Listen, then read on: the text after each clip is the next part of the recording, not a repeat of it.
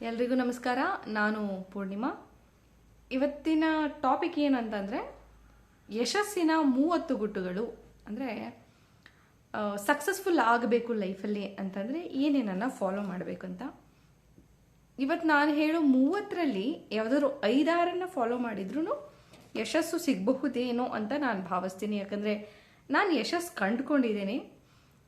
ಇದರಲ್ಲಿ ನಿಮ್ಗೆ ಯಾವುದು ಬ್ಲ್ಯಾಕ್ ಮ್ಯಾಜಿಕ್ ಇಲ್ಲ, ಮಾಟ ಮಂತ್ರ ಇಲ್ಲ, ವ್ರತಗಳಿಲ್ಲ. ಬಟ್ ನಿಮ್ಮನ್ನು ನೀವು ಇರೋ ಹಾಗೆ ಅಕ್ಸೆಪ್ಟ್ ಮಾಡಿಕೊಂಡ್ರೆ ಯಶಸ್ಸು ಸಿಗುತ್ತೆ ಅಂತ ಇರಬಹುದು. ಅಥವಾ ಒಂದಷ್ಟು ಶಿಸ್ತನ್ನು ಪಾಲಿಸಬೇಕಾಗತ್ತೆ ಲೈಫಲ್ಲಿ ಸಕ್ಸಸ್ಫುಲ್ ಆಗಿರಬೇಕು ಅಂತ ಹೇಳುವಾಗ. ಯಾವ್ಯಾವ ಶಿಸ್ತನ್ನು ಪಾಲಿಸಬೇಕು, ಅಥವಾ ನಿಮ್ಮನ್ನು ನೀವು ಹೇಗೆ ಮಾಡಿಫೈ ಮಾಡ್ಕೊಳ್ಬೇಕು, ನಿಮ್ಮನ್ನು ನೀವು ಹೇಗೆ ಬದಲಾಯಿಸ್ಕೊಳ್ಬೇಕು. ಕೆಲವರಿಗೆ ಬದಲಾಗೋಕೆ ಭಯ ಅಂತೆ. ಬದಲಾವಣೆ ಹೊಸದೇನೋ ತೋರಿಸ್ಬೋದು ಜೀವನದಲ್ಲಿ. ನಿಮಗೆ ಬದಲಾಗೋಕೆ ಪ್ರಯತ್ನ ಪಡಿ ಅಂತ ಹೇಳ್ತಾ ಇವತ್ತು 30 ಗುಟ್ಟುಗಳನ್ನು ಹೇಳೋಣ ಅಂತ ಅಂದ್ಕೊಂಡು ಬಂದಿದ್ದೀನಿ. ದ ವೆರಿ ಫಸ್ಟ್ ಈಸ್, ನಿಮಗೆ ಸನ್ನಿವೇಶ ಏನಿದೆ ಅದರ ಅರ್ಥ ಆಗಬೇಕು. ಇವಾಗ ನಾನು ಒಂದು ಬಿಸ್ನೆಸ್ ಮಾಡಬೇಕಂತ ಅಂದ್ಕೊಂಡಿದ್ದೀನಿ. ನನ್ನ ಹತ್ರ ಇರೋದೇ 10 ರೂಪಾಯಿ. ಅಂದರೆ ನಿಮಗೆ ಆ ಸಿಚುವೇಶನ್ ಅರ್ಥ ಆಗಬೇಕು. ಬಿಸ್ನೆಸ್ ಮಾಡಿದರೆ ನಾನು 10 ರೂಪಾಯಲ್ಲೇ ಮಾಡಬೇಕು ನಾನು ಅಂತ ಹೇಳಿ 10 ರೂಪಾಯಿಗಿಂತ ಜಾಸ್ತಿ ಮಾಡೋಕೆ ಹೋದರೆ ನಿಮಗೆ ಇನ್ನೊಂದು ಆಪ್ಷನ್ ಸಿಗುತ್ತೆ. ಇಲ್ಲ, ನಾನು ಸಾಲ ಮಾಡ್ಕೋಬೇಕು, ಅಥವಾ ನನ್ನವರಿಂದ ಯಾರಿಂದನಾದರೂ ಸಹಾಯ ಪಡ್ಕೋಬೇಕು.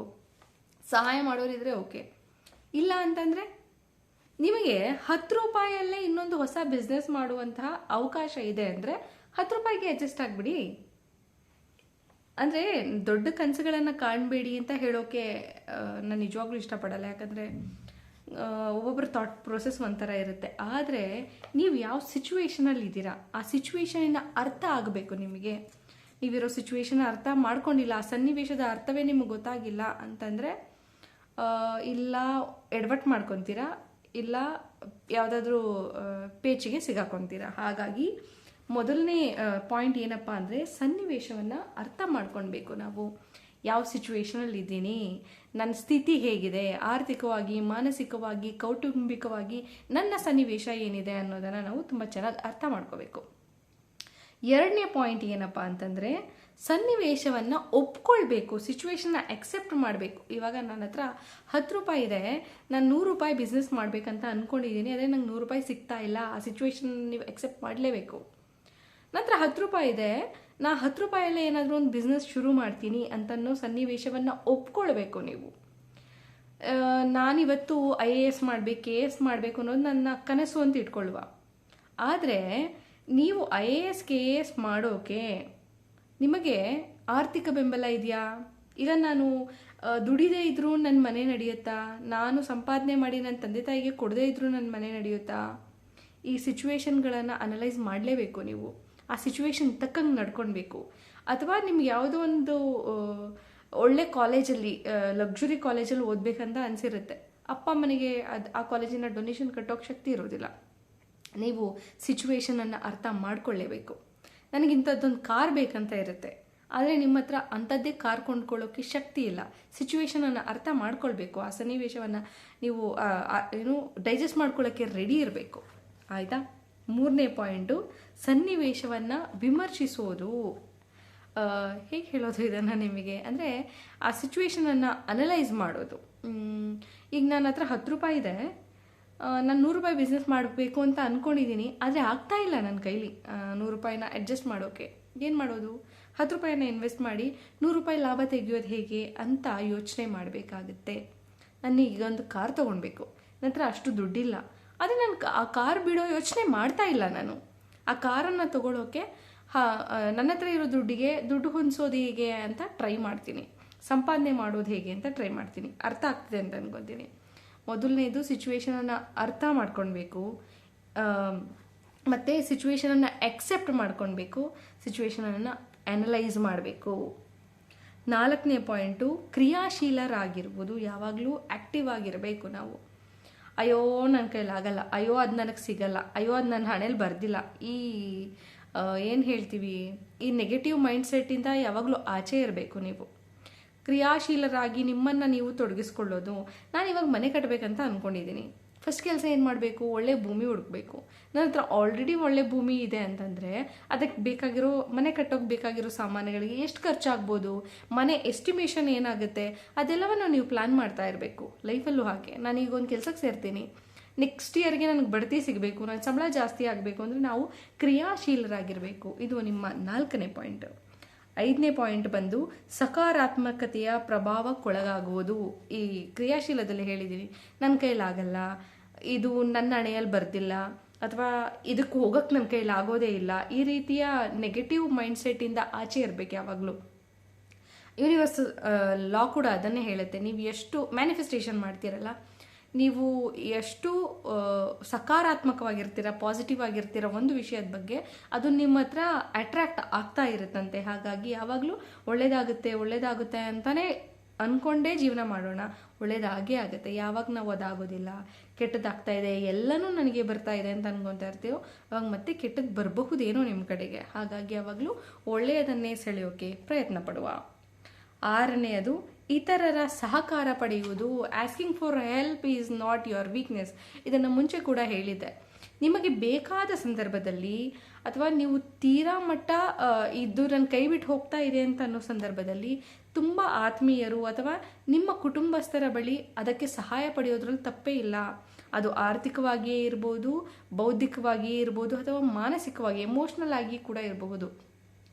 ಇವಾಗ ನಾನು ಯಾವುದ್ರಲ್ಲೂ ಇನ್ವೆಸ್ಟ್ ಮಾಡಿಬಿಟ್ಟಿದ್ದೀನಿ, ನನಗೆ ಭಯ ಆಗ್ತಾ ಇದೆ ಲಾಸ್ ಆಗಿಬಿಟ್ರೆ ಅಂತ. ನೀವು ಒಬ್ಬ ಫ್ರೆಂಡ್ ಹತ್ರನೋ ಅಥವಾ ನಿಮ್ಮ ತಂದೆ ತಾಯಿ ಹತ್ರನೋ ನಿಮ್ಮ ಸಂಬಂಧಿಗಳ ಹತ್ರನೋ ಹಂಚ್ಕೊಂಡ್ರೆ ಅವ್ರು ನಿಮಗೆ ಒಂದು ಸೊಲ್ಯೂಷನ್ ಕೊಡ್ಬೋದು. ಗೊತ್ತಿಲ್ಲ ಯಾರ ತಲೆಯಲ್ಲಿ ಏನಿದೆ, ಯಾರು ಯಾವುದರಲ್ಲಿ ಮಾಸ್ಟರ್ ಅಂತ. ಹಾಗಾಗಿ ಅವರ ಸಹಕಾರವನ್ನು ಕೇಳೋದ್ರಲ್ಲಿ, ಅವರ ಸಹಾಯವನ್ನು ಕೇಳೋದ್ರಲ್ಲಿ ತಪ್ಪೇ ಇಲ್ಲ. 7ನೇ ಪಾಯಿಂಟ್ ಬಂದು ಪೂರಕ ಸಾಮಗ್ರಿ ಮತ್ತು ತಂತ್ರಜ್ಞಾನದ ನೆರವು ಪಡೆಯೋದು. ಅಂದರೆ ಇವಾಗ ಟೆಕ್ನಾಲಜಿ ತುಂಬ ಬೆಳೆದಿದೆ. ಇವಾಗ ನಾನು ಒಂದು ಬಿಸ್ನೆಸ್ ಶುರು ಮಾಡಿದೆ ಅಂತ ಇಟ್ಕೊಳ್ಳೋಣ. ಟೆಕ್ನಾಲಜಿಯನ್ನು ಹೇಗೆ ಬಳಸ್ಕೊಳ್ಳೋದು? ಈಗ ನಾನು ಒಂದು ಕಿಚನ್ ಫುಡ್ ಅಥವಾ ಏನು ಹೇಳ್ಬೋದು, ಯಾವುದೋ ಒಂದು ಚಾಟ್ಸ್ ಸೆಂಟರ್ ಓಪನ್ ಮಾಡಿರ್ತೀನಿ ಅಂತ ಇಟ್ಕೊಳ್ಳುವ. ಟೆಕ್ನಾಲಜಿನ ಹೇಗೆ ಬಳಸ್ಕೊತೀರಾ ನೀವು? ಯಾರಿಗಾದರೂ ಅದರ ಪ್ರಮೋಷನ್ ಮಾಡೋಕೆ ಕೊಡ್ತೀರಾ, ಕೊಲ್ಯಾಬ್ ಮಾಡಿಸ್ತೀರಾ, ಇನ್ನೊಂದು 4 ಜನಕ್ಕೆ ಗೊತ್ತಾಗುತ್ತೆ ಇಂಥದ್ದೊಂದು ಪ್ಲೇಸಲ್ಲಿ ಈ ಥರ ಒಂದು ಫುಡ್ ಕೋರ್ಟ್ ಇದೆಯಂತೆ ಅಥವಾ ಚಾಟ್ ಸೆಂಟರ್ ಇದೆಯಂತೆ ಅಂತ. ಹಾಗೆ ನೀವು ಅದಕ್ಕಾಗಿ ಬಳಸಿದ್ದಂತಹ ಮಟೀರಿಯಲ್ಸು ಏನೇನು ಬಳಸ್ಕೊತೀರಾ ಅಥವಾ ನೀವು ಅದನ್ನು ಹೇಗೆ ಪ್ರಮೋಟ್ ಮಾಡ್ತೀರಾ. ಹಾಗೆ ಲೈಫಲ್ಲಿ ನೀವು ಯಾವುದೋ ಒಂದು ಗುರಿ ಇಟ್ಕೊಂಡಿರ್ತೀರಾ ಅಂತ ಇಟ್ಕೊಳ್ಳಿ. ಆ ಗುರಿಯನ್ನು ತಲುಪಬೇಕು ಅಂತಂದರೆ ನಿಮಗೆ ಆ ಸಿಚುವೇಶನನ್ನು ಅಚೀವ್ ಮಾಡೋಕ್ಕೆ ಬೇಕಾಗಿರುವಂತಹ ಸಾಮಗ್ರಿಗಳನ್ನು ನೀವು ಯಾವಾಗಲೂ ರೆಡಿ ಇಟ್ಕೊಳ್ಬೇಕು. ಒಂದು ಸಾಮಗ್ರಿಗಳು ಅಂತಂದರೆ ಅದು ಏನು ಭೌತಿಕವಾಗಿ ಇರಬೇಕು ಅಂತಲ್ಲ. ಇವಾಗ ನಾನು IAS ಕ್ರ್ಯಾಕ್ ಮಾಡಬೇಕು ಅಥವಾ KS ಕ್ರ್ಯಾಕ್ ಮಾಡಬೇಕು ಅಂತ ಅಂದ್ಕೊಂಡಿದ್ದೀನಿ. ಅದಕ್ಕೆ ಸ್ಟಡಿ ಮೆಟೀರಿಯಲ್ ಸಿಗ್ತವೆ. ಅಥವಾ ನಾನು ನನ್ನದೇ ಒಂದು ಬಿಸ್ನೆಸ್ ಶುರು ಮಾಡಬೇಕು ಅಂತ ಅಂದ್ಕೊಂಡಿದ್ದೀನಿ. ಅದಕ್ಕೆ ಬೇಕಾಗಿರುವಂತಹ ಪೂರ್ವ ಸಿದ್ಧತೆಯನ್ನು ನೀವು ಮಾಡ್ಕೋಬೇಕು. ಯುದ್ಧ ಕಾಲದಲ್ಲಿ ಶಸ್ತ್ರಾಭ್ಯಾಸ ಸಲ್ಲ. ಯಾವಾಗಲೂ ಯುದ್ಧನೇ ಆಗಲಿ, ಪರೀಕ್ಷೆಗಳೇ ಆಗಲಿ, ಯಾವುದೇ ಕಾರ್ಯನೇ ಆಗಲಿ ಮುಂಚೆನೇ ನೀವು ಸಿದ್ಧವಾಗಿರಬೇಕು.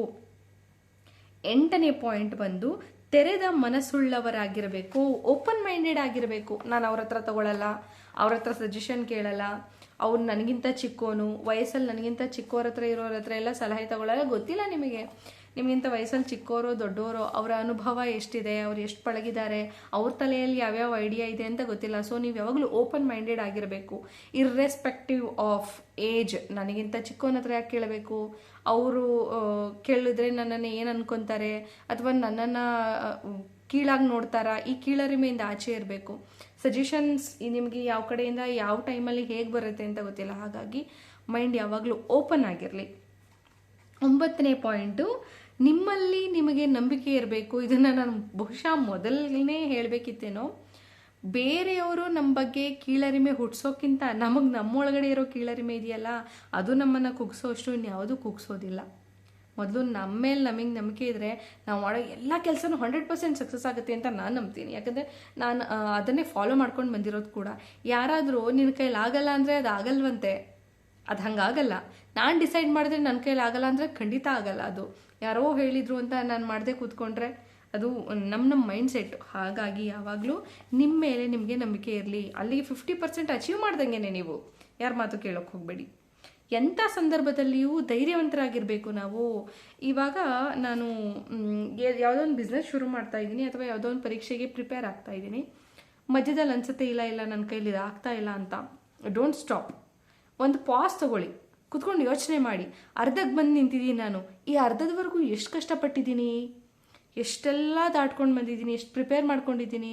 ಈಗ ನಿಲ್ಲಿಸ್ಬಿಟ್ರೆ ಅದೆಷ್ಟೋ ದಂಡ ಅಲ್ವಾ? ನೀವು ಪಟ್ಟಿರೋ ಕಷ್ಟನೂ ಅದೆಲ್ಲ ವೇಸ್ಟ್ ಆಗಿಬಿಡುತ್ತೆ ಅಲ್ವಾ? ಹಾಗಾಗಿ ಒಂದು ಪಾಸ್ ತಗೊಳ್ಳಿಬೇಕಾದ್ರೆ ಅಲ್ಲಿ ಒಂದು ಬ್ರೇಕ್ ಕೊಡಿ, ಕಂಟಿನ್ಯೂ ಮಾಡಿ. ಆದರೆ ಹಿಂದಿರುಗಂತೂ ನೋಡಬೇಡಿ, ಯಾವತ್ತೂ ನೋಡಬೇಡಿ. ನೀವು ಇದ್ರ ಹಿಂದೆ ಹಾಕಿರೋ ಅಷ್ಟು ಶ್ರಮಕ್ಕೆ ಅರ್ಥನೇ ಇಲ್ದಂಗೆ ಆಗ್ಬಿಡುತ್ತೆ. ಹಾಗಾಗಿ ಎಲ್ಲ ಸಂದರ್ಭದಲ್ಲೂ ನೀವು ಧೈರ್ಯವಂತರಾಗಿರಬೇಕಾಗುತ್ತೆ. ಆತ್ಮವಿಶ್ವಾಸ ಇರಬೇಕು, ನಮಗೆ ಸೆಲ್ಫ್ ಕಾನ್ಫಿಡೆನ್ಸ್ ಇರಬೇಕು. ಯಾರೂ ಇಲ್ಲ ಅಂದ್ರೂ ಇದು ನಾನು ತಗೊಂಡಿರೋ ನಿರ್ಧಾರ, ನಾನು ಮುನ್ನುಗ್ಗಿ ನುಗ್ತೀನಿ, ನಾನು ಇದರಲ್ಲಿ ಸಕ್ಸಸ್ ಕಂಡೇ ಕಾಣ್ತೀನಿ ಅಂತನೋ ಆತ್ಮವಿಶ್ವಾಸ ಇರಬೇಕು. ನನ್ನ ಸ್ನೇಹಿತರೊಬ್ಬರು ಈ ಕತೆ ಹೇಳಿದರು ನನಗೆ. ಅವರು ಬಸ್ಸಿಗಾಗಿ ಕಾಯ್ತಾ ಇದ್ರಂತೆ. ಅವ್ರ ಊರಲ್ಲಿರೋ ಬಸ್ಸಿಗೆ ಟೈಮಿಂಗ್ಸ್ ಇರಲಿಲ್ವಂತೆ. ಬಸ್ಸಿಗಾಗಿ ಕಾಯುವಾಗ ಅರ್ಧ ಗಂಟೆ ಆದರೂ ಬಸ್ ಬರಲಿಲ್ಲ, 1 ಗಂಟೆ ಆದರೂ ಬಸ್ ಬರಲಿಲ್ಲ. ಅವರು ಅನ್ಕೊತಾ ಇದ್ರಂತೆ, ಬಸ್ಸಿಗೆ ಕಾಯೋ ಬದಲು ನಡ್ಕೊಂಡು ಹೋಗಿದ್ರೆ ಇಷ್ಟೊತ್ತಿಗೆ ಕಾಲೇಜ್ ಸೇರ್ಕೊಂಡು ಬಿಡ್ತಿದ್ನಲ್ಲ, ನಾನು ಯಾಕೆ 1 ಗಂಟೆ ಮುಂಚೆ ನಡೆಯೋಕ್ಕೆ ಶುರು ಮಾಡಲಿಲ್ಲ ಅಂತ. ಇನ್ನೊಂದು 10 ನಿಮಿಷ ವೆಯ್ಟ್ ಮಾಡೋಣ ಅಂತ ವೆಯ್ಟ್ ಮಾಡಿದ್ರಂತೆ. ಆವಾಗಲೂ ಬರಲಿಲ್ವಂತೆ. ಮತ್ತೆ ಅಂದ್ಕೊಂಡ್ರಂತೆ 10 ನಿಮಿಷದ ಹಿಂದೆ ಶುರು ಮಾಡಿದ್ರು, ಅರ್ಧ ದಾರಿ ತನಕ ನಾನು ನಡೆದೇ ಹೋಗ್ಬಿಡ್ತಿದ್ನಲ್ಲ, ಯಾಕೆ ನಿಂತ್ಕೊಂಡೆ ಅಂತ. ಆಮೇಲೆ ಡಿಸೈಡ್ ಮಾಡಿದ್ರಂತೆ, ಇವಾಗ ನಾನು ಇಲ್ಲಿಂದ ನಡೆಯೋಕ್ಕೆ ಶುರು ಮಾಡ್ತೀನಿ. ಸಪೋಸ್ ಏನಾದರೂ ಮಧ್ಯದಲ್ಲಿ ಬಸ್ ಬಂದುಬಿಟ್ರೆ, ನಾನು ಹೋಗೋ ದಾರಿ ಮಧ್ಯದಲ್ಲಿ ಬಸ್ ಬಂದುಬಿಟ್ರೆ ನಾನು ಬೇಜಾರು ಮಾಡ್ಕೊಳ್ಬಾರ್ದು, ಯಾಕಂದರೆ ಇದು ನಾನು ತೊಗೊಂಡಿರೋ ನಿರ್ಧಾರ ಆಯಿತಾ. ಮುಂದಿನ ಸ್ಟಾಪಲ್ಲೂ ನನಗೆ ಬಸ್ ಸಿಕ್ಕಿದ್ರೆ ನಾನು ಬಸ್ ಹತ್ತಬಾರ್ದು, ಯಾಕಂದರೆ ನಾನು ನಡ್ಕೊಂಡೇ ಹೋಗ್ತೀನಿ ಅಂತ ನಿರ್ಧಾರ ಮಾಡಿದ್ದೀನಿ. ಹಾಗಾಗಿ ಯಾವಾಗ ನೀವು ದೃಢ ನಿರ್ಧಾರ ತೊಗೊಂಡಿರ್ತೀರೋ, ನಿಮ್ಮ ಆತ್ಮವಿಶ್ವಾಸ ಎಷ್ಟು ಗಟ್ಟಿಯಾಗಿರುತ್ತೋ ಅಷ್ಟು ನೀವು ಗಟ್ಟಿಯಾಗ್ತಾ ಹೋಗ್ತೀರ. ಹಾಗಾಗಿ ಆತ್ಮವಿಶ್ವಾಸವನ್ನು ಗಟ್ಟಿಯಾಗಿ ಇಟ್ಕೊಳ್ಳಿ. 12ನೇ ಪಾಯಿಂಟು, ಸೋಲುಗಳಿಗೆ ಅಂಜದಿರುವುದು. ನಾವು ಯಾವಾಗಲೂ ಸೋತಾಗಲೇ ಅತಿ ಹೆಚ್ಚು ಪಾಠ ಕಲಿಯೋದು. ಈ ಸತಿ ಸೋತೆ, ಅದು ಸೋಲಲ್ಲ, ಒಂದು ಅನುಭವ. ನೆಕ್ಸ್ಟ್ ಸತಿ ಸೋತ್ನ, ಸೋಲಲ್ಲ, ಅನುಭವ.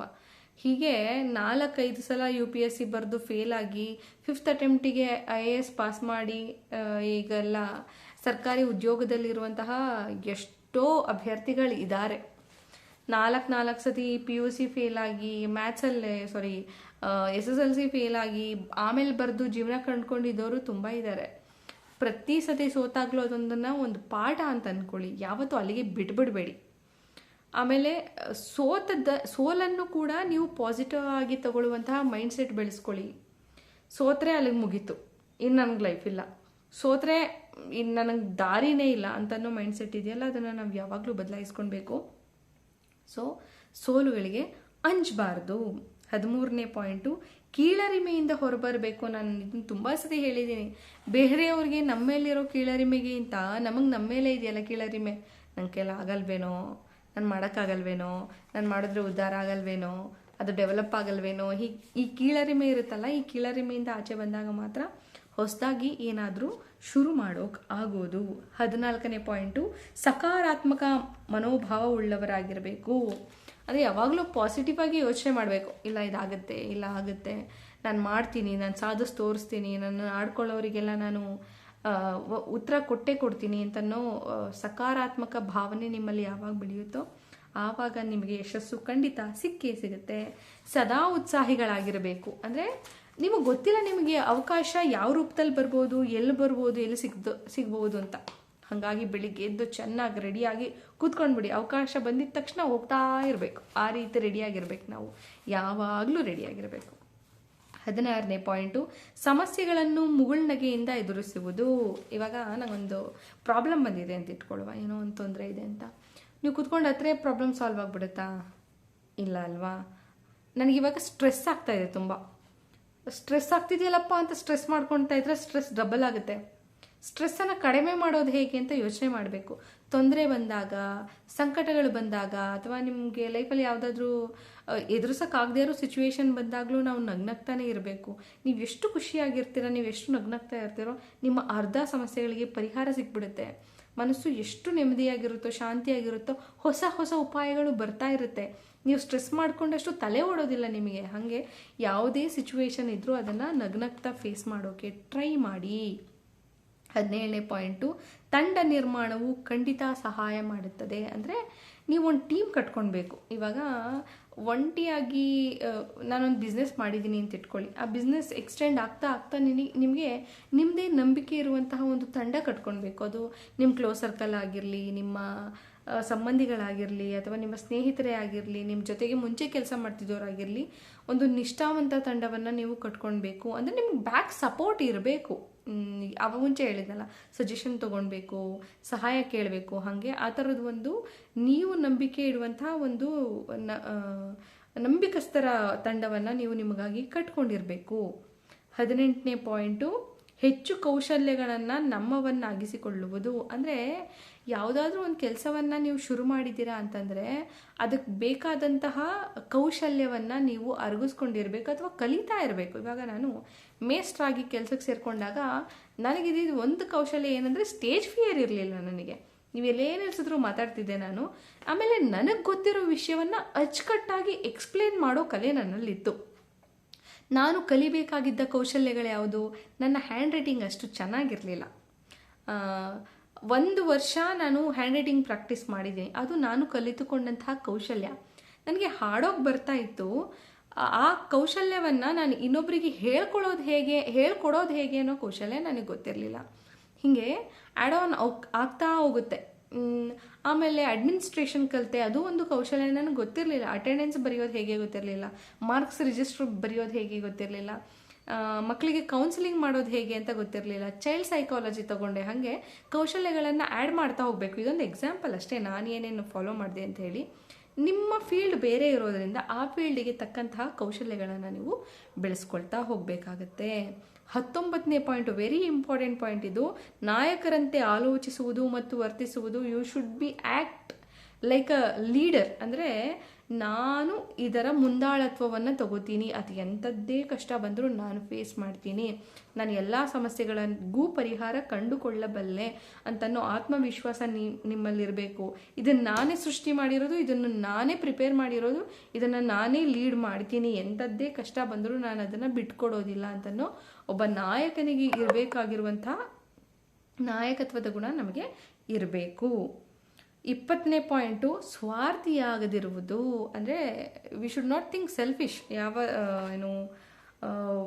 ನನಗೆ ಆಗಬೇಕು, ನಾನೇ ಮಾಡಬೇಕು, ನನ್ನಿಂದನೇ ಆಗಬೇಕು, ಅಥವಾ ಎಲ್ಲನೂ ನನ್ನ ಮುಖಾಂತರನೇ ಹೋಗಬೇಕು, ನಾನು ಹೇಳಿದ್ದೆ ನಡಿಬೇಕು ಅನ್ನೋ ಸ್ವಾರ್ಥ ಬುದ್ಧಿ ಇರಬಾರ್ದು. ಯಾರಾದರೂ 4 ಜನ ಕಿವಿ ಮಾತು ಹೇಳಿದರೆ ನಿಮಗೆ ಅದನ್ನು ಕೇಳಿಸ್ಕೊಳ್ಳುವಂತಹ ಅಥವಾ ಅವ್ರು ಕೇಳಿಸ್ಕೊಂಡ್ಮೇಲೆ ಅದನ್ನು ಅನಲೈಸ್ ಮಾಡುವಂತಹ ತಾಳ್ಮೆ ನಿಮ್ಮಲ್ಲಿರಬೇಕು. ನೀವು ಯಾವತ್ತೂ ಸ್ವಾರ್ಥಿಯಾಗಿ ಇರಬಾರ್ದು. 21ನೇ ಪಾಯಿಂಟು, ಸಮಯಕ್ಕೆ ಗೌರವ ನೀಡುವುದು. ಮೋಸ್ಟ್ ಇಂಪಾರ್ಟೆಂಟ್ ಇದು. ನಮ್ಮ ಜೀವನದಲ್ಲಿ ಶಿಸ್ತು ಬೆಳೆಯೋದೇ ನಾವು ಸಮಯಕ್ಕೆ ಎಷ್ಟು ಪ್ರಾಶಸ್ತ್ಯ ಕೊಡ್ತೀವಿ ಅಂತ ಅನ್ನೋದ್ರ ಮೇಲೆ. ಅಂದರೆ ಯಾವುದೇ ಒಂದು ವಿಷಯ ಆಗಲಿ ಟೈಮ್ ವೇಸ್ಟ್ ಮಾಡಬಾರ್ದು. ತುಂಬ ಜನ ಇದ್ದಾರೆ. ಪೂರ್ಣಚಂದ್ರ ತೇಜಸ್ವಿ ಅವರು ಹೇಳ್ತಾ ಇದ್ರಂತೆ, ಆ ಮಾತಿನ್ನು ನನಗೆ ತುಂಬ ಚೆನ್ನಾಗಿ, ತುಂಬ ಇಷ್ಟ ನನಗೆ ಆ ಸಾಲು. ಅಯ್ಯೋ 20 ದಿನಕ್ಕೆ 24 ಗಂಟೆನ ಇರೋದು ಅಂತ ಅನಿಸ್ತಿತ್ತಂತೆ ಅವರಿಗೆ. ಕಾಲ ಇಷ್ಟು ಬೇಗ ಹೋಗ್ತಿದೆಯಲ್ಲ ಅಂತ ಅನಿಸ್ತಿತ್ತಂತೆ. ಮಾಡೋಕೆ ಇನ್ನೂ ಇಷ್ಟೊಂದು ಇದೆಯಲ್ಲ ಅಂತ ಅನಿಸ್ತಿತ್ತೆ ಅಂತೆ. ಅವರಿಗೆ ಆ ಸಮಯದ ಮೌಲ್ಯ ಗೊತ್ತಿತ್ತು. ಫೋಟೋಗ್ರಫಿ ಮಾಡ್ತಾಯಿದ್ರು, ಪರಿಸರದ ಬಗ್ಗೆ ಕಾಳಜಿ ಇತ್ತು, ಪುಸ್ತಕಗಳನ್ನು ಬರಿತಾ ಇದ್ರು, ಸಾಮಾಜಿಕ ಅವರಿಗೆ ಸಮಾಜದ ಮೇಲೆ ಇದ್ದಂತಹ ಗೌರವ, ನಂಬಿಕೆ, ಏನಾದರೂ ಒಂದು ರೆವಲ್ಯೂಷನ್ ಮಾಡಬೇಕು ಅಂತ ಅಂದ್ಕೊಂಡಿದ್ದಂತಹ ಧ್ಯೇಯಗಳಿದ್ವಲ್ಲ, ಅದು ಎಲ್ಲದಕ್ಕೂ ಬದ್ಧರಾಗಿದ್ರು ಅವರು. ಹಾಗೆ ನಾವು ಯಾವಾಗ ಸಮಯಕ್ಕೆ ಇಂಪಾರ್ಟೆನ್ಸ್ ಕೊಡ್ತೀವಿ, ಯಾರೊಟ್ಟಿಗೆ ಮಾತಾಡೋಕ್ಕೂ ಎಷ್ಟು ಸಮಯ ಮೀಸಲಿಟ್ಟಿದ್ದೀವಿ, ಸಮಯ ನನ್ನ ಕುಟುಂಬದ ಜೊತೆ ಕಳೆಯೋದಕ್ಕೆ ಎಷ್ಟು ಸಮಯ ಮೀಸಲಿಟ್ಟಿದ್ದೀನಿ, ನನ್ನ ಪರ್ಸ್ನಲ್ ಕೇರ್ಗೆ ಎಷ್ಟು ಸಮಯ ಮೀಸಲಿಟ್ಟಿದ್ದೀನಿ, ನನ್ನ ಕೌಶಲ್ಯಗಳನ್ನು ವೃದ್ಧಿ ಮಾಡ್ಕೊಳ್ಳೋಕ್ಕೆ ಎಷ್ಟು ಟೈಮ್ ಕೊಟ್ಟಿದ್ದೀನಿ, ನನ್ನ ಸೋಷಿಯಲ್ ಮೀಡಿಯಾ ಟೈಮ್ ಎಷ್ಟೊತ್ತು ನಿದ್ದೆ ಮಾಡ್ತಾ ಇದ್ದೀನಿ, ಏನು ಮಾಡ್ತಿರೋ ಇಲ್ವೋ 8 ಗಂಟೆ ನೆಮ್ಮದಿಯಾಗಿ ಕಣ್ಮುಚ್ಚಿ ನಿದ್ದೆ ಮಾಡಿ. ಅದಕ್ಕಿಂತ ಇನ್ನೊಂದು ಒಳ್ಳೆ ಕೆಲಸ ಇನ್ಯಾವುದು ಇಲ್ವೇನೋ. ಹಾಗಾಗಿ ಸಮಯವನ್ನು ನೀವೇ ಒಂದು ಟೈಮ್ ಟೇಬಲ್ ಮಾಡಿಕೊಂಡು ಹೇಗೆ ಬೇರೆ ಬೇರೆ ಕೆಲಸಗಳಿಗೆ ನನ್ನನ್ನು ತೊಡಗಿಸ್ಕೊಡ್ಬೇಕು ಅನ್ನೋದರಲ್ಲಿ ನೀವು ಕ್ರಿಯಾಶೀಲರಾಗಿರಬೇಕು. ಸುಮ್ಮನೆ ಕಾಲಹರಣ ಮಾಡೋದು ತಪ್ಪು. 22ನೇ ಪಾಯಿಂಟು, ಪ್ರಯೋಗಶೀಲರಾಗಿರುವುದು. ಏನಾದರೂ ಒಂದು ಎಕ್ಸ್ಪೆರಿಮೆಂಟ್ ಮಾಡ್ತಾ ಇರಿ. ಫಾರ್ ಎಕ್ಸಾಂಪಲ್, ಇವಾಗ ಅಂದರೆ ತುಂಬ ದಪ್ಪ ಇರೋರು ಅಂತ ಇಟ್ಕೊಳ್ಳೋಣ. ಅವರಿಗೆ ತಮ್ಮ ಟೈಮ್ ಇನ್ವೆಸ್ಟ್ಮೆಂಟ್ ಎಲ್ಲಿ ಮಾಡ್ತಾರೆ ಅಂತಂದರೆ ಆರೋಗ್ಯದ ಕಡೆ. ಅಂದರೆ ತುಂಬ ದಪ್ಪ ಆಗ್ತಿದ್ದ ತಕ್ಷಣ ಬೇರೆ ಬೇರೆ ಥರದ ಕಾಯಿಲೆಗಳು ಶುರುವಾಗ್ತವೆ. ಅವ್ರು ಹೇಗೆ ಯೋಚನೆ ಮಾಡ್ತಾರೆ ಅಂದರೆ ಒಂದಷ್ಟೊತ್ತು ಆರೋಗ್ಯಕ್ಕೆ ಟೈಮ್ ಕೊಡುವ ಅಂತ. ತೀರಾ ಬ್ಯುಸಿ ಸ್ಕೆಡ್ಯೂಲಲ್ಲಿ ಕೆಲಸ ಮಾಡೋರು ಹೇಗೆ ಯೋಚನೆ ಮಾಡ್ತಾರೆ ಅಂದರೆ ಫ್ಯಾಮಿಲಿಗೆ ಒಂದಷ್ಟು ಟೈಮ್ ಕೊಡುವ ಅಂತ. ಅಥವಾ ಏನು ಯಾವಾಗಲೂ ಹೊರಗಡೆ ಇದ್ದು ಕೆಲಸ ಮಾಡೋರು, ಕುಟುಂಬದಿಂದ ದೂರ ಇರೋರು ಹೇಗೆ ಯೋಚನೆ ಮಾಡ್ತಾರೆ ಅಂದರೆ ಎಷ್ಟು ಬೇಗ ಮನೆಗೆ ಹೋಗ್ತೀನಿ, ಎಷ್ಟು ಬೇಗ ಫ್ಯಾಮಿಲಿ ಒಟ್ಟಿಗೆ ಕಳಿತೀನಿ, ಅವ್ರಿಗೆ ಎಷ್ಟು ಸಮಯ ಕೊಡ್ತೀನಿ ಅನ್ನೋದ್ರ ಬಗ್ಗೆನೂ ಯೋಚನೆ ಮಾಡ್ತಾ ಇರ್ತಾರೆ. ಹಾಗಾಗಿ ಯಾವಾಗಲೂ ನಾನು ಯಾವುದೋ ಸ್ಕಿಪ್ ಮಾಡಿದೆ ಅನ್ಸುತ್ತೆ, ಪ್ರಯೋಗಶೀಲರಾಗಿರ್ಬೋದು. ಯಾವುದಾದ್ರು ಒಂದು ಎಕ್ಸ್ಪೆರಿಮೆಂಟ್ ಮಾಡ್ತಾ ಇರಬೇಕು ನಾವು. ನಮ್ಮನ್ನು ನಾವು ಇಂಪ್ರೂವೈಸ್ ಮಾಡ್ಕೊಳ್ಳೋದು ಹೇಗೆ, ನಾವು ಬೇರೆಯವರಿಗಿಂತ ಹೇಗೆ ಭಿನ್ನರಾಗಿರಬಹುದು, ನನ್ನ ಸಮಯನ ನಾನು ಎಫೆಕ್ಟಿವ್ ಆಗಿ ಬಳಸ್ಕೊಳ್ಳೋದು ಹೇಗೆ, ಆ ನಿಟ್ಟಿನಲ್ಲಿ ಒಳ್ಳೆ ಎಕ್ಸ್ಪೆರಿಮೆಂಟ್ಸ್ ಮಾಡ್ತಾ ಇರಬೇಕಾಗತ್ತೆ. ಹೋಗಿ ಚಾರಣಕ್ಕೆ ಹೋಗಿ ಹೊಸ ಫ್ರೆಂಡ್ಶಿಪ್ ಮಾಡ್ಕೊಳ್ಳಿ, ಹೊಸದಾಗಿ ಇನ್ನೊಂದು ಏನಾದರೂ ಕಲೀರಿ, ಹಾಡೋ ಕಲೀರಿ, ಡ್ಯಾನ್ಸ್ ಮಾಡೋ ಕಲೀರಿ, ಅಪರಿಚಿತರನ್ನ ಭೇಟಿಯಾಗಿ ಆಗಾಗ ಯಾವುದಾದ್ರೂ ಒಂದು ವಿಷಯದ ಬಗ್ಗೆ ಡಿಸ್ಕಸ್ ಮಾಡಿ, ನಿಮ್ಗೆ ಯಾವುದ್ರ ಬಗ್ಗೆ ಭಯ ಇದೆಯೋ ಅದರಿಂದ ಆಚೆ ಬರೋಕ್ಕೆ ಶುರು ಮಾಡಿ. ಹೀಗೆ ಪ್ರಯೋಗ ಮಾಡೋಕ್ಕೇನು ಸಾವಿರಾರು ಟಾಪಿಕ್ ಇದೆ. 23ನೇ ಪಾಯಿಂಟು, ಲಭ್ಯ ಅವಕಾಶಗಳನ್ನು ಬಾಚಿಕೊಳ್ಳುವುದು. ಒಬ್ಬೊಬ್ರು ಇರ್ತಾರೆ, ಇಲ್ಲ ನಾನು ಡಾಕ್ಟ್ರೇ ಆಗಬೇಕು, ಡಾಕ್ಟ್ರ್ ಆಗೋದೇನು ತಪ್ಪಿಲ್ಲ ಅಲ್ವಾ, ನಾನು ಏಕ್ದಮ್ IAS ಆಫೀಸರೇ ಆಗಿಬಿಡ್ಬೇಕು ಅಂತ. ಹಾಗಂತ ಆಸೆ ಇಟ್ಕೊಳ್ಳೋದು ತಪ್ಪಲ್ಲ. ಸಪೋಸ್ ನೀವು ಯಾವುದು FD ಏನೋ ST ಏನೋ ಟ್ರೈ ಮಾಡಿರ್ತೀರ ಅಂತ ಇಟ್ಕೊಳ್ಳಿ, ನಿಮಗೆ ಜಾಬ್ ಸಿಗುತ್ತೆ. ಇಲ್ಲ ನಾನು ಸುಮ್ಮನೆ ಅದನ್ನು ಟ್ರಯಲಿಗೆ ಬರದೆ ನಾನು FD ST ಸಿಕ್ಕರೂ ನಾನು ಹೋಗೋದಿಲ್ಲ ಅಂತ ನಿಮ್ಮ ಮೈಂಡನ್ನು ಅಷ್ಟು ರಿಜಿಡ್ ಮಾಡ್ಕೊಂಡು ಬಿಡಬೇಡಿ. ನಿಮಗೆ ಸಣ್ಣ ಅವಕಾಶ ಸಿಕ್ಕಿದೆ, ಇವಾಗ ಅದು ಒಂದು ಗೌರ್ಮೆಂಟ್ ಕೆಲಸ ಅಲ್ವಾ, SD FD ಏನು ಕಡಿಮೆ ಕೆಲಸವಾ? ಆ ಕೆಲಸ ಸಿಕ್ಕಿದ ಮೇಲೆ ನೀವು ಇನ್ ಸರ್ವೀಸಲ್ಲೇ ಇದ್ದು ಇನ್ನೊಂದು ಮಟ್ಟಕ್ಕೆ ಓದ್ಬೋದಲ್ಲ. ಇವಾಗ ಕಾನ್ಸ್ಟೇಬಲ್ಗೆ ಎಕ್ಸಾಮ್ ಬರೆದಿರ್ತಾರೆ, ನಾನು ಕಾನ್ಸ್ಟೇಬಲ್ ಆಗಲ್ಲ ಅಂತ ಕೂತ್ಕೊಂಡ್ರೆ, ಇಲ್ಲ ನಾನು SIA ಆಗಬೇಕು, DC ಆಗಬೇಕು ಅಂತ ಕೂತ್ಕೊಂಡೆ, ಆ ಕಾನ್ಸ್ಟೇಬಲ್ ಅವಕಾಶ ತಪ್ಪೋಗುತ್ತೆ. ಕಾನ್ಸ್ಟೇಬಲ್ ಏನು ಕಡಿಮೆ ಅಂತ ಅಲ್ಲ, ಅದೇನು ಕೀಳು ಕೆಲಸ ಅಂತೂ ಅಲ್ವೇ ಅಲ್ಲ, ನಿಜವಾಗ್ಲೂ ಅಲ್ಲ. ತಲೆಯಲ್ಲಿ ಇದ್ರೆ ತೆಗ್ದಾಕ್ಬಿಡಿ. ನೀವು ಯಾಕೆ ಕಾನ್ಸ್ಟೇಬಲ್ ಆಗಿ ಕೆಲಸ ಮಾಡ್ತಾ ಮತ್ತೆ ಇನ್ನೊಂದಷ್ಟು ಎಕ್ಸಾಮ್ಗೆ ಓದ್ಕೊತ SI ಆಗಬಾರ್ದು? ಆಗ್ಬೋದಲ್ವಾ? ಹಾಗಾಗಿ ನಿಮ್ಗೆ ಯಾವುದಾದ್ರೂ ಸಣ್ಣ ಏನು ಹೇಳ್ತಾರೆ ಅವಕಾಶಗಳು ಸಿಕ್ಕರು, ಆ ಸಣ್ಣ ಅವಕಾಶಗಳನ್ನು ಬಿಡಬೇಡಿ. 24ನೇ ಪಾಯಿಂಟ್ ಏನಂತಂದರೆ, ಉತ್ತಮ ಸಂವಹನ ಕೌಶಲ್ಯಗಳು. ಅಂದರೆ ಯಾರಾದರೂ ಮಾತಾಡ್ತಿದ್ರೆ ಕೇಳಿಸ್ಕೊಳ್ಳೋದು, ನಾವು ಒಳ್ಳೆ ಕೇಳುಗರಾಗಿರಬೇಕು, ಯಾವಾಗಲೂ ಒಳ್ಳೆ ಮಾತುಗಾರಿಕೆ ಇರಬೇಕು ನಮಗೆ. ಎಂಥವರೊಟ್ಟಿಗಾದ್ರೂ ನಾನು ಒಳ್ಳೆ ಸಂವಹನ ಮಾಡ್ತೀನಿ ಅಂತ ಏನೋ ಹೇಳ್ತಾರಲ್ಲ, ಮೂಗರೂ ಮಾತಾಡಿಸ್ಬಿಡ್ತಾರೆ ಅವರು ಬಿಟ್ಟರೆ ಅಂತ ಹೇಳಿ, ಆ ಥರ ಆದರೂ ಓಕೆ. ಅಥವಾ ಪ್ರೀತಿಯಿಂದ ಮಾತಾಡಿಸೋದು ಹೇಗೆ, ಜನರು ನಿಮ್ಮನ್ನು ಮೆಚ್ಚೋ ಹಾಗೆ ಮಾತಾಡೋದು ಹೇಗೆ, ಇದೆಲ್ಲವನ್ನು ನೀವು ರೂಢಿಸ್ಕೊಳ್ಬೇಕು. 25ನೇ ಪಾಯಿಂಟು, ಜವಾಬ್ದಾರಿಯನ್ನು ಸ್ವೀಕರಿಸೋದು. ನೀವು ಒಂದ್ಸಲಿ ನಿಂತ್ರಿ ಅಂತಂದರೆ, ನನಗೆ ಕೆಲಸ ಮಾಡಬೇಕು ಅಂತ ಒಂದ್ಸಲಿ ಡಿಸೈಡ್ ಆದ್ರಿ ಅಂತಂದರೆ, ಆ ಜವಾಬ್ದಾರಿ ನಿಮ್ಮ ತಲೆ ಮೇಲೆ ಯಾವಾಗಲೂ ಇರುತ್ತೆ. ಅದನ್ನು ನೀವು ಫಾಲೋ ಮಾಡಲೇಬೇಕು, ಆ ಜವಾಬ್ದಾರಿಯನ್ನು ನೀವು ಹೊರಲೇಬೇಕು. ಯಾಕಂದರೆ ಅದು ನೀವು ಡಿಸೈಡ್ ಮಾಡಿರುವಂಥ ಒಂದು ಏನು ಹೇಳ್ತೀವಿ, ನಿಮ್ಮ ಜೀವನದ ಘಟ್ಟ. ನೀವು ಡಿಸೈಡ್ ಮಾಡಿದರೆ ನಾನು ಇಂಥದ್ದು ಮಾಡಬೇಕು ಅಂತ. ಹಾಗಿರುವಾಗ ಆ ಹೊಣೆಯನ್ನು ಕಂಪ್ಲೀಟಾಗಿ ನೀವೇ ಹೊರಬೇಕು. 26ನೇ ಪಾಯಿಂಟು, ಅಗತ್ಯವಿದ್ದಾಗ ಇತರರನ್ನು ಅಭಿನಂದಿಸುವುದು. ಇದನ್ನು ಯಾವಾಗಲೂ ಮಾಡ್ಬೋದು. ಅಂದರೆ ನೀನು ತುಂಬ ಚೆನ್ನಾಗಿ ಮಾಡ್ತಾ ಇದೆಯಾ, ಅಥವಾ ನೀನು ತುಂಬ ಚೆನ್ನಾಗಿ ಬೆಳೀತಾ ಇದೆಯಾ, ನೀನು ಮಾಡ್ತಾ ಇರೋ ಕೆಲಸ ಒಳ್ಳೆಯದು, ನೀನು ನಡೀತಾ ಇರೋ ದಾರಿ ಚೆನ್ನಾಗಿದೆ, ನಿನ್ನ ಥಾಟ್ ಪ್ರೊಸೆಸ್ ಚೆನ್ನಾಗಿದೆ, ಹೀಗೆ ಇನ್ನೊಬ್ಬರನ್ನು ಅಭಿನಂದಿಸೋದ್ರಿಂದ ನಾವೇನು ಕಳ್ಕೊಳ್ಳೋದಿಲ್ಲ. ಬದಲಾಗಿ ಅವರು ನಮ್ಮನ್ನು ಇನ್ನೂ ಹೆಚ್ಚು ಗೌರವಿಸ್ತಾರೆ. ಹಾಗಾಗಿ ಯಾರಾದರೂ ಒಳ್ಳೆ ಕೆಲಸ ಮಾಡಿದಾಗ ಅಥವಾ ಒಳ್ಳೆ ದಾರಿಯಲ್ಲಿ ಹೋಗ್ತಾ ಇದ್ದಾಗ ಅವರನ್ನು ಅಪ್ರಿಷಿಯೇಟ್ ಮಾಡೋದು ಕಲಿಬೇಕು. 27ನೇ ಪಾಯಿಂಟು, ಅನಗತ್ಯ ವಿಚಾರಗಳಿಂದ ದೂರ ಇರೋದು. ಅಂದರೆ ನಮ್ಮದು ಅಲ್ಲದೆ ಇರೋ ವಿಷಯಕ್ಕೆ ತಲೆ ಹಾಕದೇ ಇರೋದು ಅಂತ.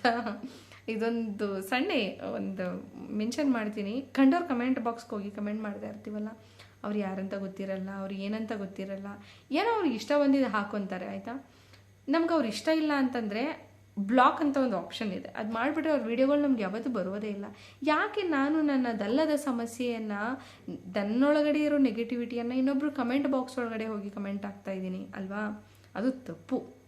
ಹಾಗಾಗಿ ನಿಮ್ಗೆ ಸಂಬಂಧಪಡದಿರೋ ವಿಷಯಗಳಿಗೆ ಅನಗತ್ಯವಾಗಿ ಮೂಗು ತೂರಿಸ್ಬೇಡಿ. 28ನೇ ಪಾಯಿಂಟು, ಗುರಿಗಳ ಕಡೆಗೆ ಸದಾ ಗಮನ ಇರಬೇಕು. ನೀವು ನಿಮ್ಮ ಜರ್ನಿಯಲ್ಲಿ ಸೋಲನ್ನು ನೋಡಿರ್ತೀರ, ಗೆಲುವನ್ನು ನೋಡಿರ್ತೀರ, ಅನುಭವಗಳು ಸಿಕ್ಕಿರ್ತವೆ, ಪಾಠಗಳನ್ನು ಕಲ್ತಿರ್ತೀರ. ಎಲ್ಲ ಪಾಠಗಳನ್ನು ಕಲಿತಾ ಇರೋದು ನೀವು ನಿಮ್ಮ ಗುರಿಯನ್ನು ಮುಟ್ಟೋಕೆ. ಇಷ್ಟು ಲೈಫ್ ಪ್ರೋಸೆಸ್ಸಲ್ಲಿ, ನಿಮ್ಮ ಗುರಿಯನ್ನು ಮುಟ್ಟುವಂಥ ಪ್ರೋಸೆಸ್ಸಲ್ಲಿ ಏನೇ ಕಲ್ತಿದ್ರು, ಏನೇ ಸೋತಿದ್ರು, ಏನೇ ಗೆದ್ದಿದ್ರು, ಅದೆಲ್ಲವನ್ನು ಮೀರಿ ನಿಮಗೇನು, ನೀವು ಯಾಕೆ ಏನು ಆ ದಾರಿಯನ್ನು ಚೂಸ್ ಮಾಡಿದ್ರಿ, ಆ ದಾರಿಯಲ್ಲಿ ನಡೆಯೋಕ್ಕೆ ಶುರು ಮಾಡಿದ್ರಿ, ಗುರಿ ಮುಟ್ಟೋಕಲ್ವಾ. ಗುರಿಯನ್ನು ಯಾವತ್ತೂ ಮರಿಬಾರದು. 29ನೇ ಪಾಯಿಂಟು, ಸಮಸ್ಯೆಗಳಿಗೆ ಪರಿಹಾರ ಹುಡುಕುವುದು. ಇವಾಗ ನನಗೊಂದು ಸಮಸ್ಯೆ ಬಂತು ಅಂತಂದರೆ I have to stand there and face. ನನಗೆ ಸಮಸ್ಯೆಗಳಿಗೆ ಪರಿಹಾರ ಹುಡ್ಕೊಳ್ಬೇಕಾಗಿರೋದು ನಾನೇ, ಯಾಕಂದರೆ ಅದು ನನ್ನ ಸಮಸ್ಯೆ. ನನಗಿಂತ ಚೆನ್ನಾಗಿ ಇನ್ಯಾರಿಗೆ ನನ್ನ ಸಮಸ್ಯೆ ಬಗ್ಗೆ ಅರಿವಿರುತ್ತೆ ಹೇಳಿ ಅಲ್ವಾ. ಹಾಗಾಗಿ ನನ್ನ ಸಮಸ್ಯೆಗಳಿಗೆ ನಾನೇ ಪರಿಹಾರವನ್ನು ಹುಡುಕಬೇಕು. ಸಮಸ್ಯೆಗಳಿಂದ ಎಸ್ಕೇಪ್ ಆಗಬಾರ್ದು. ಯಾವಾಗ ಎಸ್ಕೇಪ್ ಆಗ್ತಿರೋ ನಿಮ್ಗೆ ಆ ಸಮಸ್ಯೆಗೆ ಪರಿಹಾರನೇ ಸಿಗೋದಿಲ್ಲ. ಯಾವಾಗ ನೀವು ನಿಂತು ಆ ಸಮಸ್ಯೆಗೆ ಪರಿಹಾರ ಕಂಡ್ಕೊತಿರೋ, ಮುಂದೆ ಬರುವಂತಹ ಎಂಥದ್ದೇ ಸಮಸ್ಯೆ ಇದ್ದರೂ ನಿಮಗೊಂದು ಆತ್ಮಬಲ ಬರುತ್ತೆ, ಫೇಸ್ ಮಾಡ್ತೀನಿ ನಾನು ಅಂತ. ಹಾಗಾಗಿ ಸಮಸ್ಯೆಗಳಿಂದ ಓಡಬೇಡಿ, ನಿಂತು ಅದನ್ನು ನಿಭಾಯಿಸಿಕೊಳ್ಳಿ. ನಾವು ಸಾಧಿಸಲು ಸಾಧ್ಯ ಎಂದು ಭಾವಿಸುವುದು, ಇದು 30ನೇ ಪಾಯಿಂಟು, ಆದರೆ ವೆರಿ ಸ್ಟ್ರಾಂಗೆಸ್ಟ್ ಪಾಯಿಂಟು. ನೀವು ಡಿಸೈಡ್ ಮಾಡಿದರೆ ನಾನು ಗೆಲ್ತೀನಿ ಅಂತ, ನೀವು ಗೆದ್ದೇ ಗೆಲ್ತೀರಾ.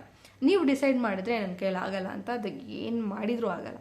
ಹಾಗಾಗಿ ಡಿಸೈಡ್ ಏನು ಮಾಡ್ತೀರಾ ಅಂತ ಹೇಳಿ. ಇದಿಷ್ಟು 30 ಪಾಯಿಂಟ್ಗಳು ಸಾಧನೆಯ ಹಾದಿಯಲ್ಲಿ ನಾವು ಏನು ನಮಗೆ ರೂಢಿಸ್ಕೊಳ್ಬೇಕಾಗಿರುವಂತಹ ಅಥವಾ ಫಾಲೋ ಮಾಡಬೇಕಾಗಿರುವಂತಹ 30 ಗುಟ್ಟುಗಳು. ಈ 30ರಲ್ಲಿ ಒಂದು 5-6 ಆದರೂ ನಿಮಗೆ ಇಷ್ಟ ಆಗುತ್ತೆ ಅಥವಾ ನೀವು ಫಾಲೋ ಮಾಡ್ತೀರಾ ಅಂತ ಭಾವಿಸ್ತೀನಿ. ಇನ್ಯಾವುದಾದ್ರೂ ಟಾಪಿಕ್ ಬಗ್ಗೆ ನಿಮಗೆ ವಿಡಿಯೋ ಬೇಕಂತಿದ್ರೆ ಕಮೆಂಟ್ ಬಾಕ್ಸಲ್ಲಿ ಖಂಡಿತ ಕಮೆಂಟ್ ಮಾಡಿ, ಟ್ರೈ ಮಾಡ್ತೀನಿ. ಕೆಟ್ಟ ಕಮೆಂಟನ್ನು ಮಾಡಬೇಡಿ, ಬೇರೆ ಯಾರಿಗೂ ಮಾಡಬೇಡಿ, ಸ್ಪೆಷಲಿ ಹೆಣ್ಮಕ್ಳಿಗೆ ಮಾಡಲೇಬೇಡಿ. Thank you.